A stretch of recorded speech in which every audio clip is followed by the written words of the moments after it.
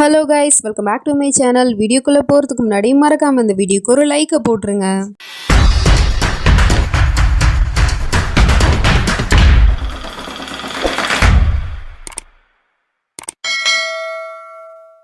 Last பார்ட்டில் நம்ம ஹீரோயினோட அப்பா பேர் என்ன அப்படின்னு கேட்டுட்டு இருப்பாங்க. அதுக்கு அவளுமே அசன்னு சொல்லிட்டு வாயை எடுத்துடுறா. அப்போ வந்து ஃபோன் கால் வருது. உடனே இவ ஃபோன் அட்டன் பண்ணுறதுக்காக போயிடுறா.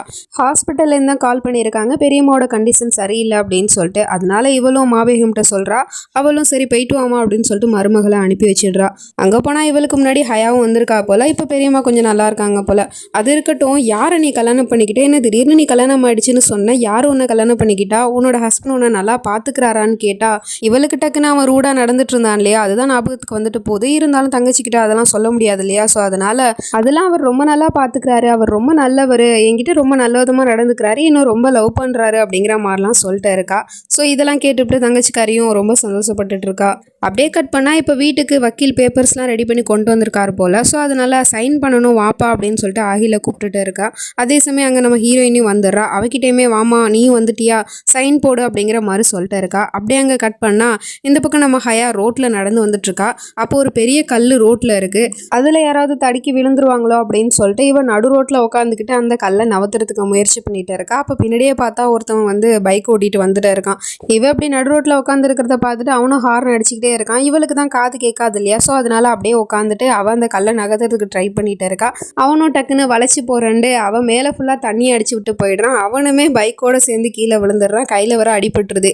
இவளை உடனே பிடிச்சி திட்டி விட்டுட்டு இருக்கான். நீ என்ன பைத்தியம்மா, நடு ரோட்டில் உட்காந்துக்கிட்டு இங்கே என்ன பண்ணிட்டு இருக்கா அப்படின்னு சொல்லிட்டு திட்டிகிட்டு இருக்கான். அவளுக்கும் வந்து தான் வாய் பேச முடியாது இல்லையா. ஸோ அதனால கைஜாடையால் அந்த கல்லை நகர்த்துறதுக்கு தான் நான் வந்து முயற்சி பண்ணேன் அப்படின்னு சொல்லிட்டு இவ பேசினா அவனுக்கு வந்து என்னமோ இவனை வந்து கிண்டல் பண்ணுற மாதிரி தோணுது. என்ன நீ பண்ணுறதெல்லாம் பண்ணிட்டு நீ என்னையே கிண்டல் பண்ணிட்டு இருக்கியா அப்படிங்கிற மாதிரி திட்டிட்டு அங்கேருந்து போயிடுறான். அவளுமே சரியான பைத்தியமாக இருப்பான் போல அப்படின்னு சொல்லிட்டு மனசுக்குள்ளே திட்டிட்டு அங்கேருந்து போயிடுறா. இந்த பக்கம் வக்கீலும் பேப்பர் எடுத்துகிட்டு வந்தா இல்லையா. ஸோ அதில் வந்து சைனை போடுப்பா அப்படின்னு ஆகில் கிட்ட கொடுத்து உன் அப்பா பேரையும் சேர்த்து எழுதுன்னு சொன்ன உடனே இவனோட கையெல்லாம் அப்படியே நடுங்க ஆரம்பிக்குது. அப்பா பண்ண கொடுமையெல்லாம் தான் டக்குன்னு ஞாபகத்து வந்துட்டு போகுது. ஸோ இதை நம்ம ஹீரோயினுமே கவனிச்சுட்டு என்னாச்சு இவருக்கு அப்படின்னு சொல்லிட்டு பார்த்துட்டு இருக்கா. அதுக்கப்புறம் அவனும் சைனை போட்டு கொடுத்துட்டு அங்கேருந்து போயிடுறான். அதுக்கப்புறம் நம்ம ஹீரோயின்கிட்டேயுமே உன்னோட அப்பா பேர் உன் பேர்லாம் எழுதுமா அப்படின்னு சொன்னதும் அவளும் வந்து தன்னோட அப்பா பேர் தான் பேரையும் போட்டு சைனை போட்டு கொடுத்துட்றா. அதுக்கப்புறம் அந்த வக்கீல் முன்னாடியுமே இவ வீட்டோட சாவியை எடுத்து மருமக கையில் கொடுத்துட்டு இதுக்கப்புறம் இந்த பொறுப்பெல்லாம் நீ தான் பார்த்துக்கணும் அப்படிங்கிற மாதிரி வேற கொடுத்துட்ருக்கா. அதெல்லாம் வந்து அவரும் பார்த்துட்டு பரவாயில்ல, இவங்க வந்து சொத்துக்காக ஒன்றும் கல்யாணம் பண்ணல போல அப்படிங்கிற மாதிரி பார்த்துட்டு அங்கேருந்து கிளம்ப போகிறாரு. மற்ற ஃபார்மாலிட்டிஸ்லாம் முடிக்கணும் அப்படின்னு சொல்லிட்டு நீலாம்பரியுமே அங்கே போயிட்டே இருக்கா. கார் வரைக்கும் நம்ம ஹீரோயினை கொண்டு போய் விடுறதுக்காக போனால் அப்போ அந்த பாபா திரும்ப வந்துட்டு நான் உன்னை எச்சரிக்கை பண்ணி நீ இன்னும் திருந்தலை, இன்னும் எத்தனை பேரை நீ ஏமாற்ற போகிற, அப்படி ஏமாற்றி நீ எத்தனை நாள் உயிர் வாழ்ந்துருவ, உன்னோட மரணம் இன்னும் கூடிய சீக்கிரத்திலே நடக்க போகுது, அது சீக்கிரமாக நடக்கத்தான் போகுது பாரு அப்படிங்கிற மாதிரிலாம் கத்திட்டே இருக்காரு. உடனே இவ்வளோ காருக்குள்ளே ஏறி போய் உட்காந்துருக்கா. அதுக்கப்புறம் நம்ம ஹீரோயினை பார்த்துட்டு அந்த பாபா உன்னோட கடந்த காலத்தை தேட ஆரம்பி, அது மட்டும் உனக்கு கிடைச்சிருச்சு அப்படின்னா உன்னோட வாழ்க்கையை அப்புறம் அது புரட்டி போட்டுரும், உன்னோட வாழ்க்கையை அது மாறப்போகுது அப்படிங்கிற மாதிரிலாம் சொல்லிட்டு அங்கேருந்து கத்திட்டு போயிடுறாரு. நம்ம ஹீரோயினிக்கோ ஒன்றும் புரியல. வீட்டுக்குள்ளே வந்துட்டு எதுக்காக அவர் அப்படி சொல்லிட்டு போகிறாரு, என்ன சொல்கிறாரு அப்படிங்கிற மாதிரி யோசிச்சுட்டு இருக்கா. இந்த பக்கம் ஹயாவை குளிச்சுட்டு வந்து நின்றுட்டு இருக்கா தலை தோட்டிட்டு. அவளை பின்னாடியிலிருந்து கொஞ்சம் நேரம் ரசித்து பார்த்துட்டு அதுக்கப்புறமா உனக்கு ஒரு சர்ப்ரைஸ் வச்சுருக்கேன் அப்படின்னு சொல்கிறான். என்ன சர்ப்ரைஸ்னு கேட்டால் வா நான் காட்டுறேன் அப்படின்னு சொல்லிட்டு அழைச்சிட்டு போயிட்டு இருக்கான். ஹாலில் பார்த்தா இவனோட தம்பி வந்திருக்கான் போல. தம்பி வேற யாரும் இல்லை, இவளை கொஞ்ச நேரத்துக்கு முன்னாடி ரோட்டில் திட்டிட்டு இருந்தான்ல அவன் தான் வந்து நின்றுட்டு இருக்கான். இவளை பார்த்ததும் இந்த பொண்ணு இங்கே என்ன பண்ணுறா அப்படின்னு சொல்லிட்டு கேட்குறான். அப்போ உனக்கு முன்னாடியே இந்த பொண்ணு தெரியுமான்னு கேட்டான். ஆமாம் தெரியும், இந்த பொண்ணு ரோட்டில் உட்காந்துக்கிட்டு சர்க்கஸ் காமிச்சிட்டு இருந்தா, கொஞ்சம் விட்டா என்னோட உயிரே போயிருக்கும் அப்படின்னு சொல்லிட்டு இருக்கான். அதுக்கு அவளும் கையை காமிச்சிட்டு அந்த கள்ள நகத்தை தான் நான் முயற்சி பண்ணேன் அப்படிங்கிற மாதிரி சொல்லிட்டு இருக்கா.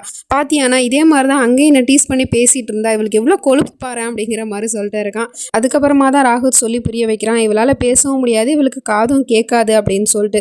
ஸோ அப்போ நம்ம மேலே தான் தப்போ அப்படின்னு சொல்லிட்டு இவனும் ஹயா கிட்ட மன்னிப்பு கேட்டு என்ன மன்னிச்சிரு அப்படின்னு சொல்லிட்டு மன்னிப்பு கேட்குறான். அவளும் என்ன நீங்கள் மன்னிச்சிருங்க அப்படின்னு சொல்லிட்டு மன்னிப்பு கேட்டுட்டு இருக்கா. இப்போ நைட்டு அடுத்து நம்ம ஹீரோ அவனோட ரூமில் உட்காந்துருக்கான். நம்ம ஹீரோயினையும் அவன் பிளாங்கெட்டை கொடுக்காம நேற்று டார்ச்சர் பண்ணான் இல்லையா. ஸோ அதனால் இப்போ தனியாக ஒரு பிளாங்கெட் எடுத்துகிட்டு வந்துட்டு அவள் பாட்டுக்கே போத்திட்டு படுத்துட்ருக்கா. ரெண்டு பேருமே அதுக்கப்புறம் தூங்கிடுறாங்க. கொஞ்ச நேரம் கழிச்சு நடு ஜாமத்தில் நம்ம ஹீரோக்கு கெட்ட கனவு வருது. அதான் அப்பா தன்னை அடிக்கிற மாதிரி கனவு வருது. உடனே இவனும் டக்குன்னு நம்ம ஹீரோயினோட மடியில் படுத்துக்கிட்டு என்னை அடிக்காதீங்க ப்ளீஸ், என்னை விட்டுருங்க, அப்புறம் நீ என்னை விட்டு எங்கேயும் போயிடாத, என் கூடவே இரு, என்ன அவர் அடிப்பார் அப்படிங்கிற மாதிரிலாம் சொல்லிட்டு என்னமோ பச்சை குழந்தை மாதிரி அழுதுட்ருக்கான், புலம்பிகிட்ருக்கான். ஸோ இதெல்லாம் பார்த்துட்டு நம்ம ஹீரோயினுக்கு ஒன்றும் புரியல.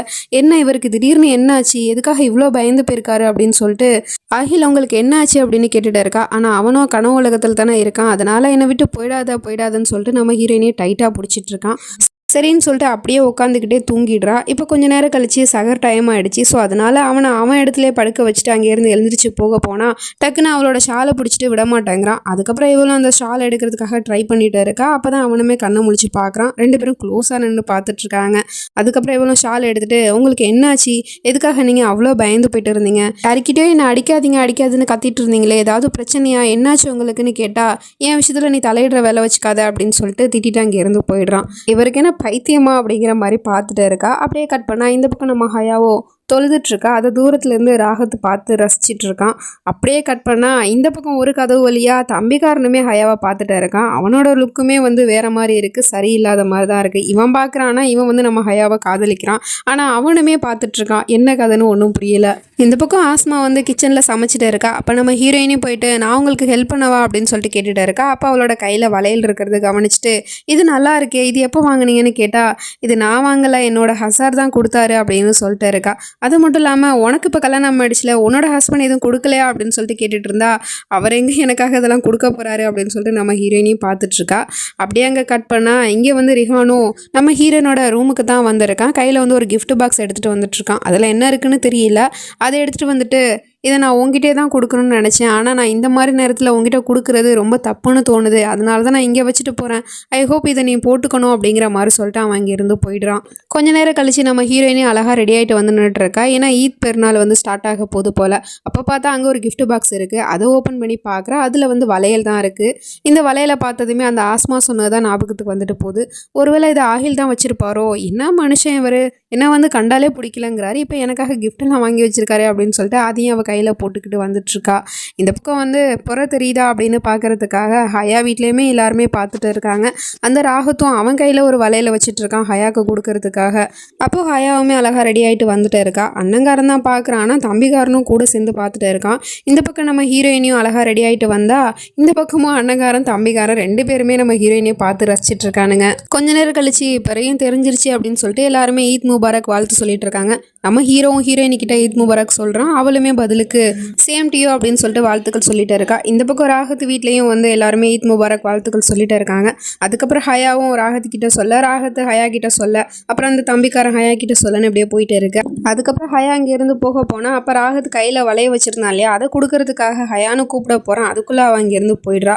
இவன் தம்பிக்காரன் பார்த்துவிட்டு என்னன்னா இது வளையல்னு கேட்டால் நான் ஹயாக்காக தான் ஈத் முபாரக் சொல்லிட்டு இந்த வளையல கொடுக்கலான்னு வச்சிருந்தேன் அப்படின்னு சொன்னால் டக்குன்னு இவனும் ஹயாவை கூப்பிட்டு இங்கே வானு கூப்பிடுறான். அந்த வளையலை அவகிட்ட இவன் கொடுத்துட்டு இந்த வளையல் உனக்கு தான் ஹயா, நாங்கள் 2 பேரும் சார்பாக இதை கொடுக்குறோம் அப்படின்னு சொல்லிட்டு கொடுக்கவும் அவளும் அதை கையில் மாட்டிக்கிறா. ஆனால் இதை அண்ணங்காரன் தான் கொடுக்கலான்னு வச்சுட்டு இருந்தான். தம்பிக்காரன் இப்படி இடையில குட்டையை குழப்பிட்டு இருக்கான். இந்த பக்கம் நம்ம ஹீரோயினி கையிலையுமே வளையல் போடுறதுக்காக லத்தீஃப் நிறைய வளையல் எடுத்துகிட்டு வந்திருக்கா. அவன் அந்த வளையலை பார்த்துட்டு நம்ம ஹீரோயினி கையில் ஆல்ரெடி ஒரு வளையல் இருக்குல்ல, ஸோ அதை பார்த்துட்டு இது எங்கேருந்து வந்துச்சுன்னு கேட்டால் இது ரூமில் இருந்துச்சு, ஆகில் தான் எனக்காக வச்சிருக்காரோன்னு நான் போட்டுட்டு வந்தேன் அப்படின்னு சொன்னா. இல்லை ஆகில் உனக்காக இந்த வளையல் தான் எடுத்து வச்சிருக்காரு அப்படின்னு சொல்லிட்டு நிறைய வளையல் வச்சுட்டு இருக்கா. சரி இந்த வளையலை கழட்டு, அதை போட்டுக்கோ அப்படின்னு சொல்லிட்டு அதை கழட்டுறதுக்கு ட்ரை பண்ணிட்டு இருக்கா. ஆனால் அதை கழட்டவே முடியல. அதுக்கப்புறம் ஆகில் ப்ரோ இதை நீங்கள் கழட்டுங்க அப்படின்னு சொல்லிட்டு அவன் இங்கேருந்து போயிடுறா. அதுக்கப்புறம் நம்ம ஹீரோவும் அவள் கையில் இருக்க அந்த வளையலை கழட்டிட்டு இருக்கான். இதை தூரத்துலேருந்து ரிஹானும் பார்த்துட்டு தான் இருக்கான். அவனுக்கு ரொம்ப கஷ்டமாக இருக்கு, ஏன்னா அவன் தானே அந்த வளையலை வாங்கி கொடுத்தான். இப்போ அதை கழட்டிட்டு அண்ணனோட வளையல போட போகிறாங்களே அப்படின்னு சொல்லிட்டு பார்த்துட்டு இருக்கான். நம்ம ஹீரோவும் அவள் கையில் இருந்த அந்த வளையலை கழட்டிட்டு இவன் வாங்கிட்டு வந்த வளையலை போட்டு விட்டுட்டு இருக்கான். அப்படியே கட் பண்ணால் இப்போ அந்த மாபேகம் கிட்ட எல்லாரும் ஈத் முபாரக் வாழ்த்துக்கள் சொல்லிட்டு இருக்காங்க. அப்போ தன்னோட பையனை டக்குன்னு ஹாப்பி ஈத் முபாரக் அப்படின்னு சொல்லிட்டு ஹக் பண்ண போயிடுறா. இருந்தாலும் இவன் வளர்ப்பு மகன் தானே அப்படின்னு தானே சொல்லி வச்சிருக்கா. ஸோ அதனால ஈத் முபாரக்பா அப்படின்னு சொல்லிட்டு சும்மா நார்மலாக விஷ் பண்ணிட்டு சனமுக்கும் ஆகிலுக்கும் கல்யாணம் ஆயிடுச்சு இல்லையா, இது அவங்களோட ஃபர்ஸ்ட் ஈத்து, ஸோ அதனால இதை பெருசாக செலிப்ரேட் பண்ணி ஆகணும் அப்படின்னு சொல்லிட்டு இந்த நீலாம்பரியோ யாருக்கோ ஒரு ஆளுக்கு கால் பண்ணி என்னோட பையனுக்கு கல்யாணமாகி இது முதல் ஈத் பெருநாள், அதனால நீங்கள் எங்கள் வீட்டுக்கு விருந்துக்கு வரீங்களா அப்படின்னு சொல்லிட்டு கூப்பிட்டுட்டு இருக்கா. அந்த அம்மா யார் என்னன்னு தெரியல, கண்ணை மட்டும் தான் காட்டுறாங்க. கண்டிப்பாக வருவேன், நீங்கள் கூப்பிட்டு நான் வராமல் இருப்பேனா, கண்டிப்பாக உங்கள் வீட்டுக்கு நான் வருவேன் அப்படிங்கிற மாதிரி சொல்லிட்டு இருக்கு. யார் இந்த கேரக்டரு அப்படிங்கிறதெல்லாம் வெயிட் பண்ணி தான் பார்க்கணும். நெக்ஸ்ட் நினச்சி நம்ம அடுத்த பாட்டில் பார்த்து தெரிஞ்சுப்போம். அது வரைக்கும் பை ஃப்ரெண்ட்ஸ்.